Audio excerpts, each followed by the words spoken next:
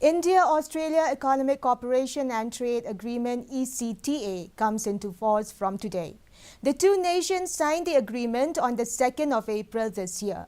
ECTA is the first trade agreement of India with a developed country after more than a decade.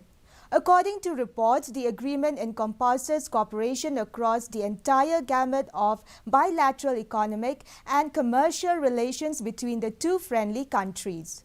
Under this trade agreement, Indian exports will benefit from preferential zero-duty market access in Australia for 100% of its tariff lines.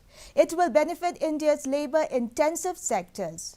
As a result of this agreement, 10 lakh jobs are estimated to be created in the country. The total bilateral trade is expected to cross $45 to $50 billion in 5 years from the existing $31 billion US.